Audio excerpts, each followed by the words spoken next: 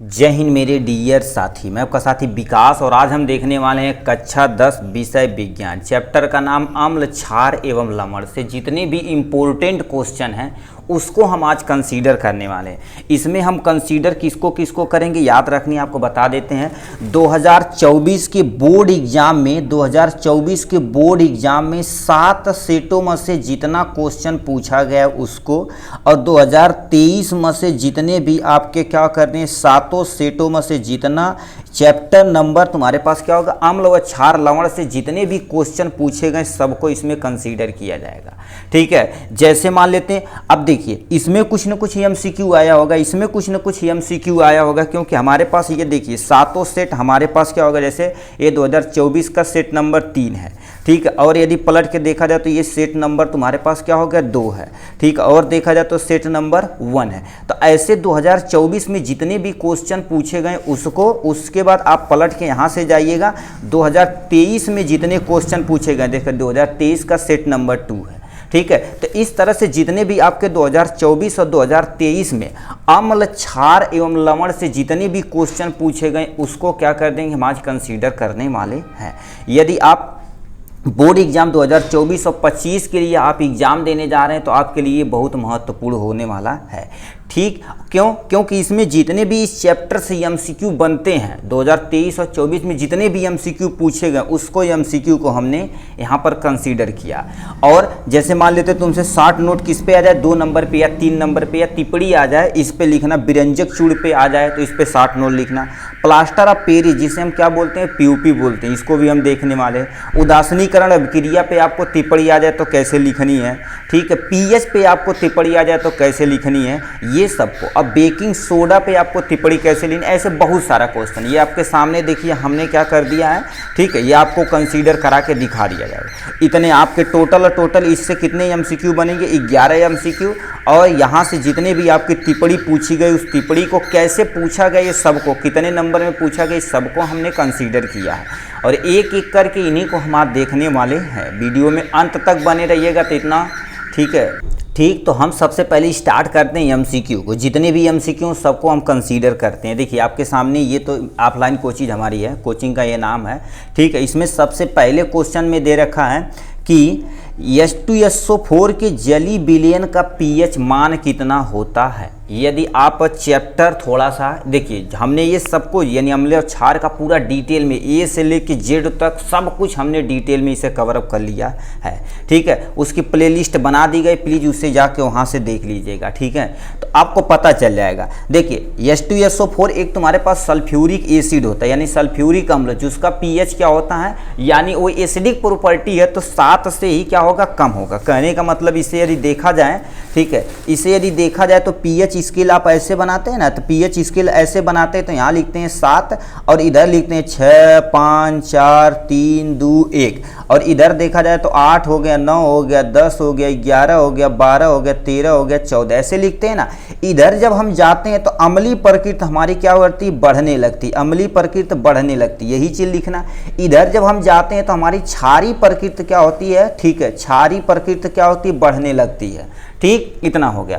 तो हमसे क्वेश्चन में पूछा भाई, क्वेश्चन में पूछा है यानी H2SO4 के जली विलयन, ठीक है, जली विलयन का पीएच मान होगा 0 या 7 से कम, या 7 होगा या 7 से अधिक होगा। याद बता देते हैं, 7 से यदि कम रहेगा, 7 से कम मतलब इधर तो जा रहे हैं तो अम्लीय प्रकृति क्या करेगी, बढ़ेगी। तो ये वाला हो गया 7 उदासीन हो गया, 7 से अधिक जाएंगे तो क्षारीय हो जाएगा। मतलब ये वाला option is the correct option यहाँ से हो जाएगा इसके बारे में। ठीक है, तो यानी बी वाला ऑप्शन इसका करेक्ट ऑप्शन हो जाएगा।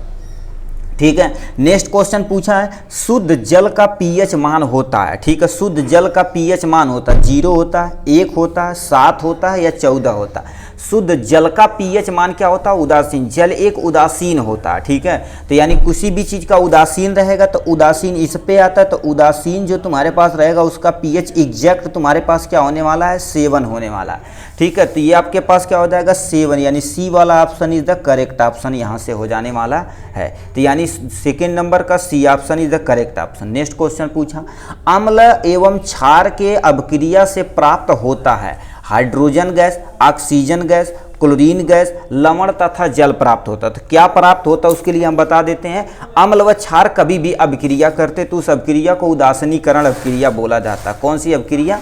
उदासीनीकरण अभिक्रिया बोलते हैं। देखिए कभी भी कोई भी अम्ल जब क्या कर देते हैं, किसी क्षार से अभिक्रिया करता है, ठीक है, तो क्या बनाता है, सबसे पहले तुम्हारे पास लवण बनाता है, प्लस में क्या बनाता है, जल बनाता है।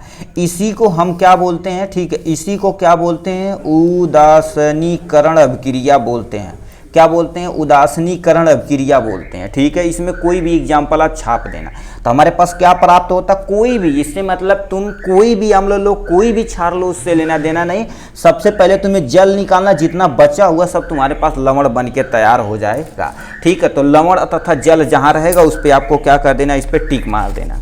ठीक है, तो इसके लिए तुम्हारे पास क्या हो, लवण तथा जल, यानी ये वाला option is the correct option हो जाएगा, मतलब डी वाला option is the correct option. Next question पूछा चौथा नंबर, हाइड्रोजन आयन की प्रकृति होती है, अम्लीय होती है, क्षारीय होती है, उदासीन होती है, इनमें से कोई नहीं। आपको बता देते हैं, किसी भी कंपाउंड को, ठीक है, किसी भी कंपाउंड को यदि पानी में डिजॉल्व होता है तो हाइड्रोजन आयन निकालता है। यदि हाइड्रोजन आयन निकालेगा तो उसे हम क्या बोलेंगे, अम्लीय बोलेंगे। यदि OH आयन निकालेगा तो उसे क्या बोला जाता, क्षारीय बोला जाता। तो हाइड्रोजन आयन निकालता तो उसे क्या बोला जाएगा, अम्लीय, मतलब ए वाला option is the correct option हो जाएगा। ठीक, नेक्स्ट क्वेश्चन पूछा हुआ, ठीक है, कह दिया धामन सोडा के एक अणु में, ठीक है, जल के अणुओं की संख्या। तो आपको पता होना चाहिए थोड़ा सा धामन सोडा के बारे में। ठीक, 5th नंबर क्वेश्चन में हमसे कहा है धामन सोडा के एक अणु में जल के अणुओं की संख्या पूछी। तो इसके लिए थोड़ा सा आपको धामन सोडा का फार्मूला पता होना चाहिए। धामन सोडा का फार्मूला होता है Na2CO3, इनटू में देखा जाए तो 10H2O होता। कितना H2O? तो हमसे कह दिया ये धामन सोडा का क्या हो गया, प्यारा सा फार्मूला हो गया।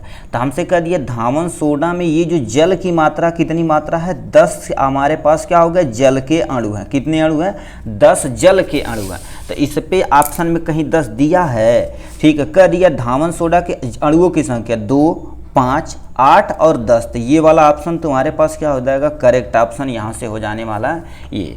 ठीक है, नेक्स्ट क्वेश्चन पूछा प्लास्टर ऑफ पेरिस, ठीक है, PUP जल से अभिक्रिया कराने पर बनता है। यदि प्लास्टर ऑफ पेरिस को यदि जल से अभिक्रिया कराया जाए तो हमसे पास क्या पता, जिप्सम। आप पढ़े होंगे PUP यानी जिप्सम, PUP बनाने के, प्लास्टर ऑफ पेरिस को, ठीक है, बनाने की अभिक्रिया, तो उसमें जिप्सम को हम जब गर्म करते तो इसमें से जो डीढ़ या H2O रहता है वो क्या हो जाता है, इवोपरेट हो जाता है। ठीक है, इवोपरेट हो जाता है, उसी जल को दोबारा PUP में ऐड करोगे तो क्या बन जाएगा, तुम्हारे पास जिप्सम बन जाएगा। तो ये वाला ऑप्शन तुम्हारे पास क्या हो जाएगा, gypsum is the correct option, यही से हो जाने वाला है। नेक्स्ट क्वेश्चन पूछते हैं, उदासीन घोल का pH मान होता है, मतलब कोई उदासीन घोल रहे तो उसका pH मान क्या होता है, 7 होता। अभी हमको आपको बताए हैं, ठीक है, pH स्केल पे तो 7 होता है। 14 यदि रहेगा तो क्षारीय प्रकृति का हो जाएगा, A रहेगा तो अम्लीय प्रकृति का, 5 रहेगा तब भी अम्लीय प्रकृति का रहेगा। ठीक है, तो ये तुम्हारे पास क्या हो जाएगा, उदासीन घोल रहेगा तो उसका pH कितना रहेगा, आपका 7 होने वाला है। ठीक, ये हो गया। 8वें नंबर पे क्वेश्चन पूछा गया है, pH मान 8.8 वाला बिलियन है, मतलब कोई 8.8 वाला बिलियन है तो क्या होगा। अभी आपको बताए हैं, यदि हम मान लेते हैं आप pH स्केल ऐसे खींचते हैं तो ये आपका 7 हो जाएगा, ये 8 हो जाएगा, 9 हो जाएगा, 10 हो जाएगा, 11 हो जाएगा, 12 हो जाएगा, 13 हो जाएगा, 14 हो जाने वाला। ठीक, इधर यदि जाएंगे तो 6 हो जाएगा, 5 हो जाएगा, 4 हो जाएगा, 3 हो जाएगा, 2 हो जाएगा, 1 हो जाएगा। तो ये वाला उदासीन होता। इधर जाएंगे तो हमारे पास क्षारीय प्रकृति क्या हो जाती है, बढ़ती है। इधर जाने पर हमारी अम्लीय प्रकृति बढ़ती है। तो हमारे पास 8.8 इधर कहीं मतलब ये क्षारीय है। ठीक है, हमसे कहा ना 8.8, ठीक है, 8.8 लगभग 9 के यानी बगल में होगा। ठीक है, तो 8.5 का बिलियन होगा, वो कौन सा बिलियन होगा, तुम्हारे पास क्या होगा, क्षारीय बिलियन। तो ए वाला option is the correct option हो जाने वाला है। ठीक है, नेक्स्ट क्वेश्चन पूछे हैं, ठीक, 9वां नंबर, 1 बिलियन लाल लिटमस को नीला कर देता। ये तो क्वेश्चन किए भाई, ठीक है, लाल लिटमस को नीला कर देता, अभी ये तो किए हैं। कोई टेंशन नहीं, ठीक है। देखिए लाल लिटमस को नीला कर देता है, उसका पीएच मान होता है। यदि कोई भी चीज लाल लिटमस को नीला कर देता तो अब इसे प्लीज कमेंट बॉक्स में अब भर के दिखाइए। इतना छोटा नहीं कर पाएंगे तो भाई बड़ी दिक्कत हो जाएगी, ठीक है। अब देखिए इसे चैप्टर खत्म हो गया ना, तो इसका जो भी एक्सपेरिमेंटल पर्पज रहेगा कि नीले लिटमस को लाल कर देता है, ये कैसे होता है, ये सब कुछ हम क्या कर देंगे इसी में अब बताने वाले हैं। जैसे 2-3 चीज लेंगे, किसका यानी नीले लिटमस को लाल करता, हमारे पास इसका इंडिकेटर है, हमारे पास पीएच स्केल है, उसको आपको दिखा के एक्सपेरिमेंट के जरिए इसी के हम लिंक में डाल देंगे, उसे आप देख लीजिएगा।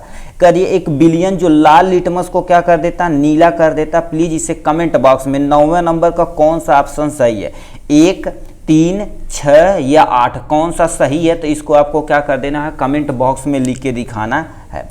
तो नेक्स्ट क्वेश्चन 10वां हम चलते हैं, ठीक है। इसे प्लीज आप कॉन्सेंट्रेट होकर देखिए, करेंगे तो आपका काम बनेगा, ठीक है। 10वां नंबर क्वेश्चन क्या पूछ दिया, जल को जीवाणु रहित बनाने में उपयोगी किया जाता है। मतलब जल है तो उसको क्या कर दिया जाता है, शुद्ध करने के लिए हम क्या कर देते हैं, ब्लीचिंग पाउडर डालते हैं, इसे क्लोरीनीकरण बोलते हैं, ठीक है।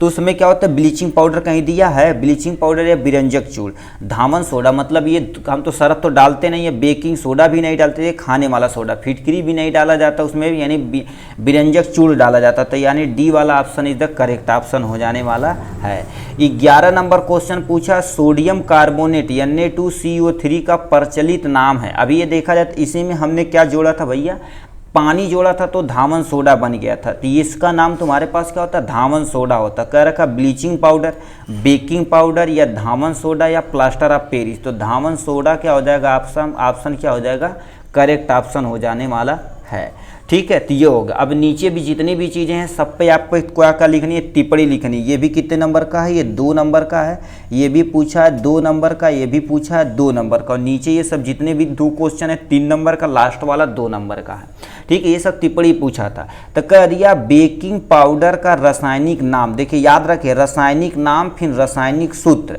फिर उसे बेकिंग सोडा को गर्म करने पर क्या होता है। तो आपको कैसे हेडिंग डालना है इसके लिए हम बताते हैं। देखिए आपकी कॉपी रहेगी प्यारी सी, ऐसे आपको क्या कर देना, हेडिंग डालनी है।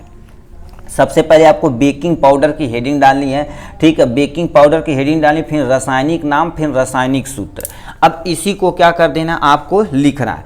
बेकिंग सोडा को ही खाने वाला सोडा बोला जाता है। मान लेते हैं आपको बेकिंग सोडा न लिख कर आए और तुम्हारे पास क्या हो गया, खाने का, ठीक है। यहाँ पर क्या हो जाएगा, खाने का सोडा है तो उसी को हेडिंग डालना है, ठीक है। ये सोडा नहीं, सोडा लिखना, ठीक है। यानी इसे हम क्या बोलते हैं, बेकिंग सोडा। अब होता क्या, इसका रासायनिक नाम लिखना पड़ेगा प्लस में रासायनिक सूत्र लिखना पड़ेगा। तो खाने का जो, ठीक है, ये होता तो उसका रासायनिक नाम तुम्हारे पास, रासायनिक सूत्र पहले लिखते हैं तो तुरंत सोडियम हाइड्रोजन, और इसे क्या बोलते हैं, कार्बोनेट बोलते हैं। क्या बोलते हैं, सोडियम हाइड्रोजन कार्बोनेट बोलते हैं। आप प्लीज इसे पेंसिल, ब्लैक पेन से न लिखिएगा, ब्लू पेन से लिखिएगा। तो इसे हाइड्रोजन कहीं रहता तो उसे बाई कार्बोनेट बोला जाता। तो यानी मतलब क्या हो जाएगा, आपके पास सोडियम हो जाएगा। क्या हो जाएगा, आपके पास सोडियम हो जाएगा, ठीक। और हाइड्रोजन भी लिखिए, चाहे बाई सिंपल सा लिख दीजिए, बाई। और CO3 को हम क्या बोलते हैं, कार्बो, ठीक है। यहाँ पर क्या होते हैं, कार्बोनेट बोलते हैं, ठीक है। यहाँ से क्या हो जाएगा, कार्बोनेट हो जाएगा। तो यानी सोडियम बाई कार्बोनेट, कहीं सोडियम हाइड्रोजन कार्बोनेट लिखा रहा था उसकी टेंशन ना लेना, ठीक है। तो ये हो गया। अब तो ये देखिए तो प्यारा सा लिख दिए। उसके बाद दूसरा क्वेश्चन इसी में पर देखो, जो कहा उसी को लिखे। एग्जाम में ज़्यादा बढ़ाने को उड़ाने की जरूरत, जो सटीक पूछे उसी को हट जाइए लिख के, क्योंकि एग्जामिनर भी जानता है, ठीक है। देखो हमने रासायनिक नाम लिख दिया, फिर रासायनिक सूत्र लिख दिया। बेकिंग पाउडर को गर्म करने पर प्राप्त होता है, क्या प्राप्त होता है, इसको लिखना पड़ेगा। तो सुनिए, आप यहाँ हेडिंग डालेंगे, बेकिंग पाउडर को गर्म करने पर क्या प्राप्त होता है, ठीक है। तो सबसे पहले हम रासायनिक अभिक्रिया लिखते हैं। सबसे पहले बेकिंग पाउडर लिखते हैं। बेकिंग पाउडर फार्मूला तुम्हारे पास क्या होता है, ये हो गया। अब बेकिंग पाउडर को यदि गर्म किया जाएगा तो मान लेते हैं NaHCO3 हो गया। अब इसे क्या कर दिया जाता है, गर्म किया जाता है। क्या कर दिया जाता है, गर्म किया जाता है। तो हमारे पास 2-3 चीज़ें निकलती। सबसे पहले तुम्हारे पास क्या निकलती, सोडियम कार्बोनेट निकलती है, प्लस में इसमें जितना जल रहेगा वो निकल जाएगा, प्लस में क्या निकलती, धुआं, कार्बन डाइऑक्साइड डाइऑक्साइड हो जाएगी। अब इसे बैलेंस किया जाए तो सोडियम यहाँ पर 1 है बट यहाँ पर 2 है, तो 2 से गुणा करा दीजिए। CO3 तुम्हारे पास देखिए एक यहाँ पर है एक यहाँ पर, एक CO3 का कार्बन डाइऑक्साइड यहाँ टूटा और एक ऑक्सीजन यहाँ पर चला गया, तो ये आपके पास क्या हो गया, बैलेंस हो गया। हाइड्रोजन भी देख लिया जाए तो कितना है, हाइड्रोजन आपके पास 2 है, तो यहाँ पर भी 2 एक अन्नम 2 हो जाएगा यहाँ से। मगर यहाँ पर हमें थोड़ा सा कुछ लिखना पड़ेगा। क्या लिखना पड़ेगा उसको हम लिख देते हैं, लिखेंगे, ठीक है, लिखेंगे यहाँ पर बेकिंग पाउडर को, ठीक है रुक जाइए हम पॉज कर देते हैं तो वीडियो थोड़ा सा लेंदी हो जाए। ठीक, तो देखिए हमने लिख दिया क्या, जो ये रिएक्शन लिखे उसको हिंदी में थोड़ा सा हमने एक्सप्लेन कर दिया। लिखा बेकिंग पाउडर को गर्म करने पर, ठीक, अपघटित होकर, अपघटित मतलब टूट कर क्या बनाता, सोडियम कार्बोनेट। इसका नाम तुम्हारे पास क्या होगा, सोडियम कार्बोनेट। और जल जो निकलता किसके रूप में निकलता, वाष्प के रूप में निकलता। जो जल निकलता किसके रूप में निकलता है, वाष्प के रूप में निकलता, तथा कार्बन डाइऑक्साइड बनता। इसी को इतना लिख देंगे, आपका क्या हो जाएगा, 2 नंबर सिक्योर हो जाएगा। ठीक है, यही तो आपसे क्वेश्चन पूछा हुआ था। आपको दिखा देते हैं इसको कहाँ पूछा हुआ है, 2024 के एक सेट में पूछा हुआ था। ठीक, आपको दिखा देते हैं, तुहरा के ले जा राजा। ठीक, अब देखिए यहाँ से क्या कर देते, देखिए बेकिंग पाउडर यानी खाने का सोडा का रासायनिक नाम, अणुसूत्र तथा बेकिंग पाउडर को गर्म करने पर क्या प्राप्त होता। तो ये कितने नंबर का है भाई, 2 नंबर का। तो हमने 2 नंबर यहाँ से चिपका दिया। ऐसे ही हमें क्वेश्चन को अटेम्प्ट करना है। ठीक है, नेक्स्ट क्वेश्चन तुमसे पूछा है क्या होगा, पीएच से, ठीक है, पीएच मान क्या है इसका, हाइड्रोजन आयन सांद्रता से क्या संबंध है। ये भी कितने नंबर का, 2 नंबर पर। तो पहले पीएच की परिभाषा लिखेंगे, आपको हेडिंग पहले हम बता देते हैं कैसे लिखना पड़ेगा। देखिए यहाँ से सबसे पहले आपको क्या लिखना पड़ेगा, क्वेश्चन नंबर अपना यहाँ डाल देना, पीएच। ठीक है, पीएच मान यहाँ पर आपको हेडिंग डाल देनी। ठीक है, तो इसकी यहाँ से हेडिंग डाल के तुम्हें क्या लिखनी, परिभाषा लिख देनी है। ठीक है, परिभाषा लिख देनी है। उसके बाद परिभाषा लिखने के बाद जो पीएच स्केल वाला पोर्शन नहीं था, अभी अब दिखा देते हैं। ठीक है, पहले आप समझिए। देखो पीएच स्केल का ये जो होता है ना 1 से लेकर 14 तक, वो कहाँ अम्लीय होता है कहाँ क्षारीय होता है उसको डिटेल में पूरा लगा देंगे। ठीक है, उसके बाद नेक्स्ट में आप हेडिंग डाल देंगे, हाइड्रोजन आयन सांद्रता से क्या संबंध है। ठीक है, तो इसी को एक्सप्लेन करके लिख देते हैं। आपको दिखा देते हैं थोड़ा सा कैसे आपको लिखना है, पीएच स्केल वगैरह कैसे लिखना उसको हम बता देते हैं, थोड़ा सा बता देते हैं, थोड़ा थोड़ा थोड़ा। देखिए आपको ये लिखना पड़ेगा। ठीक है, देखिए लिखना पड़ेगा क्या, ध्यान से सुनिए। अभी यहाँ से नीचे अभी आपको लिखना पड़ेगा। देखिए सबसे पहले पीएच मान का परिभाषा हो गया, किसी विलयन में उपस्थित हाइड्रोजन आयन की सांद्रता कि ऋणात्मक लघुगणक को, यानी ऋणात्मक लघुगणक को उस विलयन का पीएच कहलाता है। मतलब कोई चीज़ लिए उसमें कितनी हाइड्रोजन आयन कितना OH आयन प्रेजेंट है, उसकी सांद्रता को देखते हुए मद्देनजर रखते हुए इसे क्या बोला जाता है, पीएच स्केल बोला जाता है। क्योंकि P फॉर पोटेंशियल होता है, H हाइड्रोजन होता है। किसी आयन में कितनी पोटेंशियल मतलब कितनी ताकत है हाइड्रोजन की, उसी को हम क्या बोलते हैं, पीएच स्केल बोलते हैं। ठीक है, तो ये परिभाषा हो गई। ये आपको क्या करना पड़ेगा, छोटा सा डायग्राम बना देगा। इधर यदि जाएंगे तो अम्लीय प्रकृति बढ़ेगा, इधर जाएंगे तो अम्लीय प्रकृति घटेगा। ये तुम्हारे पास इसके बीच में जितना भी रहेंगे तुम्हारे पास प्रबल अम्ल रहेंगे, मतलब स्ट्रांग अम्ल रहेंगे। और इधर जो तुम्हारे पास क्या रहेंगे, दुर्बल अम्ल रहेंगे। इधर यानी दुर्बल क्षार रहेंगे और दुर्बल तुम्हारे प्रबल क्षार इधर रहेंगे। ठीक, ये हो गया। हाइड्रोजन आयन के प्रति मोल में सांद्रता के ऋणात्मक लघुगणक को क्या कहते हैं, पीएच बोलते हैं। अब यहाँ से दूसरा हेडिंग डालेंगे, हाइड्रोजन सांद्रता पर क्या इफेक्ट पड़ेगा। तो बोलेंगे, अब लिख लीजिए, हम नोट बोल दे रहे हैं, बोलेंगे हाइड्रोजन आयन की सांद्रता बढ़ने पर अम्लीय प्रकृति क्या हो जाती है, बढ़ती जाती है। ठीक है, अम्लीय प्रकृति बढ़ती जाती। एक यहाँ से लिख दिए। फिर नेक्स्ट पॉइंट में लिखे अम्लीय प्रकृति बढ़, यानी हाइड्रोजन सांद्रता बढ़ने पर अम्लीय प्रकृति बढ़ती जाती है। ठीक है, दूसरा किसी विलयन का जितना ज़्यादा हाइड्रोजन आयन रहेगा वो उतना अम्लीय प्रकृति का रहेगा। जैसे में एग्जाम्पल में क्या छाप सकते हैं, HCl हो गया, H2SO4 नहीं, हाँ H2SO4 हो गया, सल्फ्यूरिक एसिड, HNO3 हो गया, ये सभी स्ट्रांग एसिड के अंतर्गत आते हैं। तो इस पे आपको क्या कर देना, 2 नंबर इस पे बन जाने वाला है। ठीक है, फिर नेक्स्ट क्वेश्चन में पूछा उदासीनीकरण अभिक्रिया क्या है, 2 उदाहरण तुम्हें लिखना पड़ेगा। तो 2 उदाहरण लिखना पड़ेगा। इसे कैसे करते हैं इसको हम बात को बता देते हैं। उदासीनीकरण अभिक्रिया, तो उदासीनीकरण अभिक्रिया क्या बोले, जब कोई अम्ल किसी क्षार से अभिक्रिया करता तो उस अभिक्रिया को हम उदासीनीकरण अभिक्रिया कहते हैं। कोई 2 एग्जाम्पल आपको बता देना है। ठीक है, देखिए उदासीनीकरण अभिक्रिया क्या है, कोई 2 उदाहरण लिखना पड़ेगा। ये तुम्हारे पास कितने नंबर का है, 2 या 3 नंबर का ये था भाई। ठीक है, चलो कोई टेंशन नहीं। ठीक है, ये 2024 के सेट में पूछा था। ठीक है, चलो कोई टेंशन नहीं। ठीक है, यहाँ से आपके सामने ये देखिए क्या हो गया, उदासीनीकरण अपक्रिया। अब ऐसे एग्जाम में लिखेंगे तो भाई धाकड़ा नंबर मिलेगा। देखिए ऐसे उदासीनीकरण की आपके स्केज से ऐसे एक स्केज ले लेना। देखिए चाहे तुम्हारे पास ये वाला स्केज लेना लाइजर का होता है। ठीक है, ये थोड़ा सा 10 रुपये का आता है, ये देखा जाए तो 3 रुपये का आता है, ये देखा जाए तो थोड़ा ख़राब हो जाता है मट। ये वाला जो पोर्शन होता है ये अच्छा पोर्शन होता है। तो यहाँ पर उदासीनीकरण अपक्रिया की सबसे पहले हेडिंग डालेंगे। अब इसकी परिभाषा लिखेंगे, फिर 2 एग्जाम्पल हमें छापना। जब अम्ल तथा क्षार को, ठीक है, प्रेक्षित प्रभाव तथा क्षारक द्वारा अम्ल का प्रभाव समाप्त हो जाता है और परिमाण स्वरूप लवण तथा जल प्राप्त होता, उस अपक्रिया को हम उदासीनीकरण अपक्रिया बोलते हैं। इतना बड़ा नहीं समझ में आता तो सिंपल सा लिख देना। जब कोई अम्ल किसी क्षार के साथ अपक्रिया करता है तो लवण तथा जल का निर्माण करता है, इस अपक्रिया को उदासीनीकरण अपक्रिया बोलते हैं। इतना लिख दें। दोबारा बोल रहे, ये नहीं समझ में आता है तो हम जो बोल रहे हैं उसे नोट कर ले। जब कोई अम्ल किसी क्षार से अपक्रिया करता है तो लवण तथा जल का निर्माण करता है, तो इस अपक्रिया को हम क्या बोलते हैं, उदासीनीकरण अपक्रिया बोलते हैं। अब पूछेंगे काहे उदासीनीकरण अपक्रिया, क्योंकि लवण भी उदासीन, इसका पीएच उदासीन होता है, जल का भी पीएच उदासीन होता है, इसीलिए हम क्या बोलते हैं, इसे उदासीनीकरण अपक्रिया बोलते हैं। तो ये परिभाषा लिख दें। अब उदाहरण में कितना कितना आप उदाहरण छाप सकते हैं, इसे ध्यान से कॉन्सेंट्रेट होकर सुनिए। ठीक है, ठीक, तो आपको देखिए यही लिखा हुआ, अम्ल तथा क्षार अपक्रिया करते लवण तथा जल बनाते। एक एग्जाम्पल यहाँ से दिया है कि सोडियम हाइड्रोक्साइड को यदि ये Cl के साथ ये देखा जाए तो आपका क्षार है, ये तुम्हारे पास क्या होगा, अम्ल है। क्षार तथा अम्ल को जब अपक्रिया कराया जाता तो लवण तथा जल का निर्माण होता। तो एक उदाहरण आपको ये लिखना पड़ेगा। दूसरा उदाहरण में क्या लिखना पड़ेगा, मान लेते हैं अम्ल की जगह हमने क्या लिया, H2SO4 ले लिया। क्या ले लिया, H2SO4 ले लिया। क्षार की जगह हमने क्या ले लिया, NaOH ले लिया। क्या ले लिया, NaOH ले लिया। ये जब अपक्रिया करेंगे तो आपके माइंड में कॉन्सेप्ट क्लियर होना चाहिए। सबसे पहले जल निकलेगा, ये OH इस हाइड्रोजन के साथ, यदि इस ऑक्सीजन के साथ अपक्रिया करके क्या बनाएगा, H2O बनाएगा। जितना बचा हुआ सब यहाँ पर तुम छाप दो। क्या बचेगा, तुम्हारे पास सोडियम बचा हुआ प्लस में सल्फेट बचा हुआ। ठीक है, ये तुम्हारे पास हो गया।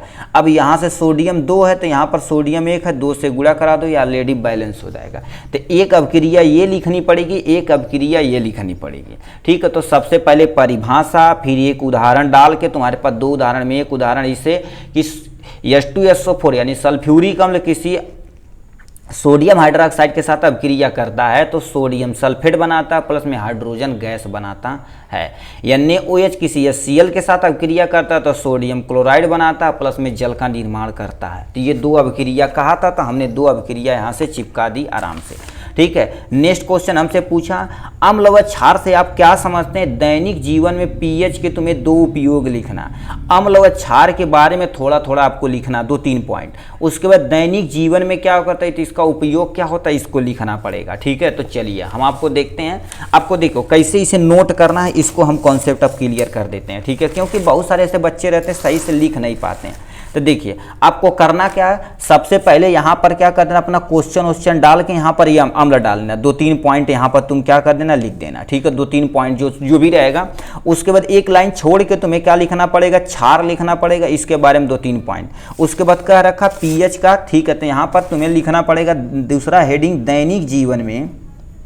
ठीक है, दैनिक जीवन में, ठीक है, दैनिक जीवन में पीएच का, ठीक है, पीएच का महत्व। क्या करना पड़ेगा, पीएच का महत्व, इतना हेडिंग आपको डालना पड़ेगा। ऐसे ऐसे हेडिंग डालेंगे ना तो एग्जामिनर भी समझेगा अच्छा लड़का बढ़िया है। ठीक है, तो वो हो गया। तो अम्ल के बारे में थोड़ा सा आपको समझा देते हैं, नोट कर लीजिए आप। ठीक है, यहाँ से स्टार्टिंग में ही बताया गया था, देखिए ये हो गया। ठीक है, इसमें से कोई 2 या 3 पॉइंट लिखना जो आपको सटीक लगे।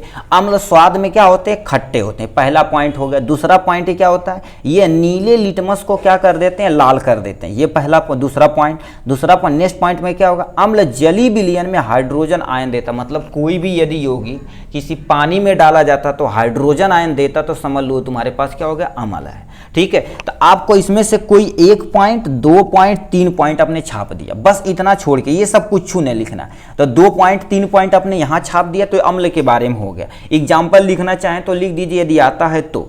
ठीक है, उसके बाद क्षार के बारे में यहाँ पर आपको थोड़ा सा लिख देना। क्षार स्वाद में क्या होते हैं, कड़वे होते हैं। ये नीले लिटमस सॉरी ये लाल लिटमस को क्या कर देते हैं, नीला कर देते हैं। ठीक है, ये लाल लिटमस को नीला, वो नीले लिटमस को लाल करता है, ये लाल लिटमस को क्या कर देता है, नीला कर देता है। ठीक है, इसका जली विलयन तुम्हारे पास OH आयन देता, मतलब इसे पानी में यदि डाला जाए तो OH आयन, जैसे H आयन वो दे रहा था बट ये OH आयन देगा। ठीक है, तो आपको 1 पॉइंट 2 पॉइंट 3 पॉइंट ये लिखना, एग्जाम्पल याद रहेगा तो लिखिएगा, नहीं तो नहीं लिखिएगा। आप अम्ल और क्षार के बारे में यहाँ से आप क्या कर देंगे, देखिए ये आपने यहाँ पर जो भी लिखना था लिख दिए। उसके बाद दैनिक जीवन में pH का क्या हो गया, महत्व हो गया। ठीक है, दैनिक जीवन में pH का एक्चुअल में महत्व क्या है। ठीक है, तो देखिए आपको ऐसे हेडिंग डालनी, दैनिक जीवन में pH का महत्व, इसमें से कोई 2-3 पॉइंट छाप देना। कोई 2-3 पॉइंट नहीं कि हम 5 पॉइंट दिखा रहे हैं तो 5 पॉइंट तुम छापो, कोई टेंशन नहीं, आपको आता है तो लिख दीजिए। मगर जो हम जनरली बता रहे हैं वीक स्टूडेंट के लिए, जो कमजोर छात्र है उनके लिए। ठीक है, तो हमारे पाचन तंत्र में pH का कार्य क्या होता है। ठीक है, कार्य होता है जो हमारे दैनिक जीवन में, अब बताओ हमारे पेट की यदि एसिडिटी बढ़ जाए, कहते हैं बहुत एसिडिटी हो गई है, दिक्कत हो रही है।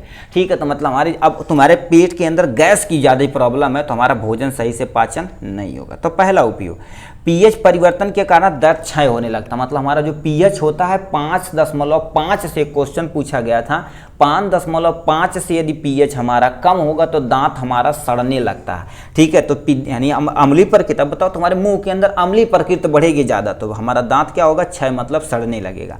नेक्स्ट में क्या लिखा, पौधे व जंतुओं की pH के प्रति संवेदनशीलता होती है। जैसे हमारा अभी डिफेंस के लिए हमारी स्किन पे क्या होती है, ठीक है, स्वेट ग्लैंड मतलब पसीने वाली ग्लैंड होती है जो पसीना निकालती है, जो डिफेंस मैकेनिज्म का कार्य करती है और थर्मो रेगुलेशन का काम करती है, इससे बहुत सारा काम करती है।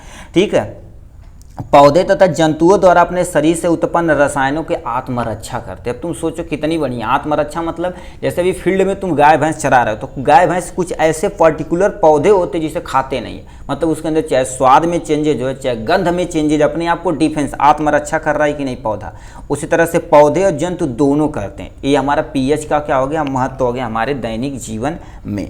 ठीक है, तो ये हो गया नेक्स्ट क्वेश्चन। नेक्स्ट क्वेश्चन पे आते हैं, यहाँ से दे रखा है विरंजक चूर्ण प्राप्त करने की रासायनिक अभिक्रिया तथा 2 उपयोग लिखना पड़ेगा। ठीक है, तो इसे आप कैसे हेडिंग डालेंगे, देखिए आपको सबसे पहले आपको क्या लेना पड़ेगा, ये भाई आपका हथियार जो है, ठीक है, ये जिसे हम क्या बोलते हैं, ये क्या है जी, अच्छा स्केज हम नॉर्मल भाषा में बोलते हैं। तो इससे सबसे पहले आपको हेडिंग डालना पड़ेगा, क्या हो गया, विरंजक चूर्ण डालना पड़ेगा। ठीक है, विरंजक चूर्ण डालना पड़ेगा। अब कह दिया है यानी प्राप्त करने की विधि, मतलब रासायनिक वो तुम्हारे पास बनाने की विधि के बारे में आपको बताना, फिर 2 उपयोग बता देना। ठीक है, तो ये डालने के बाद आप कैसे लिखेंगे उसको बता देते हैं, हम पूरा दिखा देते हैं मगर आपको हेडिंग डाल में वही लिखना पड़ेगा। ठीक है, यहाँ पर लिखना पड़ेगा बनाने की, आपको आता है कोई टेंशन नहीं, बनाने की विधि। ठीक है, बनाने की विधि यदि आता है तो आप रासायनिक नाम, रासायनिक सूत्र सब हेडिंग डाल दीजिएगा। ठीक है, ये लिखने के बाद आपको लास्ट में क्या लिखना पड़ेगा, 2 उपयोग, यहाँ पर आप हेडिंग डाल देंगे, क्या हो गया, उपयोग डाल देंगे। उसके बाद ये आपका कंप्लीट हो जाएगा। 2-3 पॉइंट जो भी 3-4 पॉइंट आपको याद है सब छाप देना यहाँ से, इतना चीज़ें आपको हेडिंग डालनी है। तो चलिए हम आपको दिखाते हैं विरंजक चूर्ण कैसे बनाया जाता है। विरंजक विरंजक विरंजक हो बेटा, विरंजक कहाँ हो जी, विरंजक यहाँ पर है विरंजक जी। ठीक है, देखिए आपके सामने हमने विरंजक चूर्ण को रख दिया। यहाँ से आप लिखना चाहें तो ये सब भी लिख सकते हैं, कोई टेंशन नहीं। लिखेंगे तो एग्जामिनर को लगे यार चेला बड़ी तगड़ा है यार। ठीक है, तो ये आपको क्या होगा, यहाँ से लिखना पड़ेगा। देखिए रासायनिक नाम कैल्शियम हाइपोक्लोराइड होता है, कैल्शियम हाइपोक्लोराइड या कहीं कहीं ऑक्सीक्लोराइड लिखना, उसकी टेंशन न लेना। Ca मतलब कैल्शियम हो जाएगा, O से क्या हो जाएगा, ऑक्सी, इसे हाइपो भी लिख सकते हैं, क्लोराइड को यहाँ पर छाप दिया गया। तो इसका रासायनिक नाम और रासायनिक सूत्र। अब बनाने की विधि में तुम्हारे पास क्या करना पड़ेगा, इतना चीज लिखना पड़ेगा। क्या, देखिए हेडिंग डाल के क्या लिखने का, शुष्क बुझे हुए चूने पर क्लोरीन की अभिक्रिया कराने पर विरंजक चूर्ण प्राप्त होता है। बस इतना ही, काम खत्म हो जाएगा। शुष्क बुझे हुए चूने का फार्मूला क्या होता है, कैल्शियम हाइड्रोक्साइड। ये आपके सामने कैल्शियम हाइड्रोक्साइड और क्लोरीन के साथ अभिक्रिया कराया जाता है तो विरंजक चूर्ण निकलता, प्लस में क्या निकलता, जल का निर्माण होता है। ठीक है, तो ये हो गया इनके बारे में। ठीक है, तो ये बनाने की विधि यानी प्राप्त करने की विधि हो गई। तो आपको इतना यहाँ से लिखना पड़ेगा। ठीक है, ये 3-4 हेडिंग डालने पड़ेगा। देखिए आपको स्क्रीनशॉट भी ले सकते हैं, कोई टेंशन नहीं। यहाँ से आप एक स्क्रीनशॉट ले लीजिए। ठीक है, फिर क्या हो गया, उपयोग लिख रखा, सबसे लास्ट में उपयोग लिख दे रखा। हम 4-5 पॉइंट लिख दें, आपको मेनली 2-3 पॉइंट आपको याद रहेगा तो याद रहेगा, तो सब लिख सकते हैं, कोई टेंशन। इसका उपयोग जीवाणुनाशक के रूप में किया जाता है, अभी ये MCQ में भी आया था। ठीक है, तो यानी इसका उपयोग जीवाणुनाशक के रूप में किया जाता है। कागज की फैक्ट्री में उसे क्लीन करने के लिए, अभी देखिए ये पेज है, कुछ पेज ऐसे देखेंगे रफ क्वालिटी के होते हैं। देखेंगे आप 2-3 पेज कंपेयर करेंगे, जैसे ये फोटो कॉपी वाली पेज देखेंगे एकदम से गुरहर है, ये तुम्हारे पास करिया है। ठीक है, तो क्योंकि साफ करने के लिए इसमें डब साबुन का प्रयोग किया गया है। डब नहीं, वो वाला नहीं गाना चला वो भोजपुरी में। ठीक है, तो मतलब इसे साफ करने के लिए ब्लीचिंग पाउडर का प्रयोग किया जाता है कागज में। ठीक है, रंगों को हटाने के लिए यदि ब्लीचिंग पाउडर यदि आप रंग में डालेंगे तो रंग को तुरंत क्या कर देगा, उड़ा देगा। तो रंगों को हटाने के लिए ब्लीचिंग पाउडर का प्रयोग करते हैं। नेक्स्ट में रासायनिक उद्योगों में, ठीक है, एक उपचायक के रूप में हम क्या कर देते हैं, प्रयोग करते हैं। ठीक है, तो इतना पॉइंट हो गया इनके बारे में। ठीक है, तो जो पूछा था हमने, देखिए प्राप्त करने की विधि मतलब बनाने की विधि, और 2 उपयोग हमने ये लिख दिए। कितने नंबर का है, 3 नंबर का, ऊपर भी 3 नंबर का था। ठीक है, लास्ट में लिख रखा है प्लास्टर ऑफ पेरिस से जिप्सम प्राप्त करने की रासायनिक समीकरण लिखिए। क्या हो गया, प्लास्टर ऑफ पेरिस से जिप्सम प्राप्त करने की क्या होगा, रासायनिक अभिक्रिया लिखना है। ठीक है, तो यहाँ से आपको लिखना कैसे, ध्यान से सुनिए, ये भी टिप्पणी है। ठीक है, तो यहाँ से क्या करना है, सबसे पहले आप प्लास्टर ऑफ पेरिस में कैसे प्राप्त किया जाता है उसको हम लिख देते हैं। देखिए सबसे पहले प्लास्टर ऑफ पेरिस का थोड़ा सा हेडिंग वगैरह। ठीक है, तो यहाँ पर आपको हेडिंग डालने की जरूरत नहीं है, सीधे सिंपल से जो कहा है प्राप्त 2 नंबर का दे रखा ना, तो सबसे पहले क्या दे रखा, हम फार्मूला यहाँ लिखते हैं। ठीक है, तो आपको थोड़ा सा समझ में जल्दी आ जाएगा। ठीक है, नीचे कर लेते हैं भाई, यहाँ से आ जाते हैं। देखिए सबसे पहले तुम्हें क्या करना पड़ेगा, क्या पूछा, प्लास्टर ऑफ पेरिस से जिप्सम, तब प्लास्टर ऑफ पेरिस का फार्मूला लिखिए। देखिए कैल्शियम और क्या हो जाएगा, सल्फेट हो जाएगा, इनटू में ½ H2O हो जाएगा। ये आपके सामने क्या हो जाएगा, PUP का फार्मूला हो गया। इससे हमें क्या प्राप्त करना भैया, इससे हमें प्राप्त करना है, ठीक है, जिप्सम प्राप्त करना। क्या पाना, देखो प्लास्टर ऑफ पेरिस से जिप्सम प्राप्त करना। तो जिप्सम का फार्मूला क्या होता है, कैल्शियम सल्फेट होता और 2 H2O होता। कितना H2O, 2 H2O। तो हमें यहाँ पर प्लस में क्या करना पड़ेगा, H2O आपको चिपकाना पड़ेगा यहाँ से। ठीक है, H2O यहाँ पर चिपकाना पड़ेगा। तो ये तो आपका उदाहरण हो गया। ठीक है, उदाहरण हो गया, मगर हमें थोड़ा सा कुछ इसके बारे में यहाँ से अब लिखना पड़ेगा। तो इसमें क्या लिखना पड़ेगा, याद रखें, दोबारा हम बता देते हैं। लिखेंगे जिप्सम में, ठीक है, यहाँ से बोल देंगे ये, सॉरी जिप्सम नहीं, ये तुम्हारे पास क्या हो गया, ये यदि देखा जाए धुआं कहीं जा रहा भाई। ठीक, इसे हम क्या बोलते हैं, प्लास्टर ऑफ पेरिस बोलते हैं, और इसे देखा जाए तो तुम्हारे पास क्या बोलते हैं, जिप्सम बोलते हैं। ठीक है, सांस फूलने लगी। ठीक है, तो ये तुम्हारे पास हो जाएगा यहाँ से। अब देखिए, अब लिखेंगे प्लास्टर ऑफ पेरिस, ये तुम्हारे पास क्या हो जाएगा, प्लास्टर ऑफ, ठीक है, प्लास्टर ऑफ पेरिस को, ठीक है, यहाँ से क्या करेंगे, प्लास्टर ऑफ पेरिस को जल के साथ अभिक्रिया कराने पर, जल के साथ, ठीक है, जल के साथ अभिक्रिया कराने पर, ठीक है, अभिक्रिया कराने पर, वो भी जानते हो कितने, अभिक्रिया कराने पर कितने डिग्री सेल्सियस पे, 100 डिग्री सेल्सियस पे। ठीक है, सॉरी 100 डिग्री से पानी ऐड कर रहे हैं ना, 100 डिग्री सेल्सियस मत ऐड करना, क्योंकि ये 100 डिग्री जाते ही पानी को क्या कर देगा, उड़ा देगा।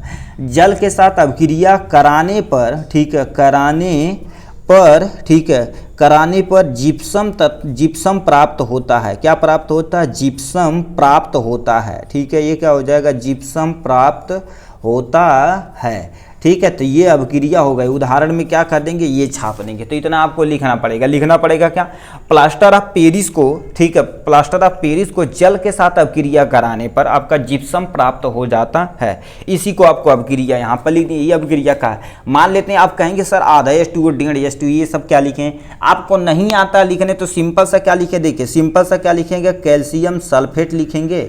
ठीक है, कैल्शियम सल्फेट लिखेंगे, और इनटू में क्या लिखेंगे, H2O लिखेंगे। अब देखो इसकी 1.5 की जगह में सिंपल सा 1 कर दिया, तो इससे बताओ 3 यहाँ लिख सकते हैं कि नहीं, चल सीधे 3 तो लिख ही सकते हैं, ये H2O हो जाएगा जी। ये जब अभिक्रिया करेगा तो हमारे पास क्या बनेगा, जिप्सम प्राप्त होगा, CaSO4 प्राप्त होगा, इनटू में 2 H2O प्राप्त होगा। ये उसका फार्मूला है। ठीक है, यहाँ से आप क्या करेंगे, 2 से गुणा करा देंगे, अपना काम हो जाएगा। ठीक है, तो इतना था हमारा टोटल रासायनिक अभिक्रिया के बारे में।